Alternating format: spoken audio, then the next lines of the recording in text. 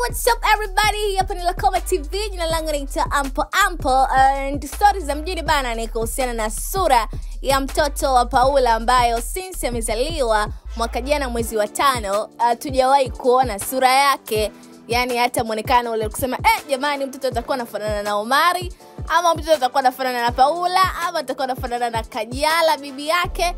Lakini kwa mujibu wa watu wa karibu anasema binti Amara amefanana sana na Kajala, yani ni kama kopi imebanduliwa kutoka upande huu na imehamishwa upande mwingine. So kwa siku ya jana walikuwa hapa katika iftari na walivaa vazi fulani hivi ambalo lilikuwa la stara wote kuanzia bibi, mtoto mpaka mjukuu. Watu ambacho kitu wanakihoji ni kwamba sura ya mtoto itakuwa inafananaje, labda ni kwa nini hawataki kumuonyesha wazi kwenye mitandao ya kijamii, ama ndio ile wanasubiria kuwe kuna jambo kubwa zaidi ili waweze kutoa sura ya mtoto na waweze kupita na upepo wa Amara. Unafikiri itakuwa ni kwa sababu gani binti Amara sura yake haiwekwi wazi kwenye mitandao ikiwa wazazi wao ni mastaa maarufu tu na wanafanya vizuri sana? Kwa hiyo shida inakuwa iko wapi? Lakini pia ni kama kuna kaelimu fulani hivi kanatolewa bana mtoto kuonekana ovyo kwenye mitandao, inakuwa sio poa. So tusubiri tu time ambayo itafika,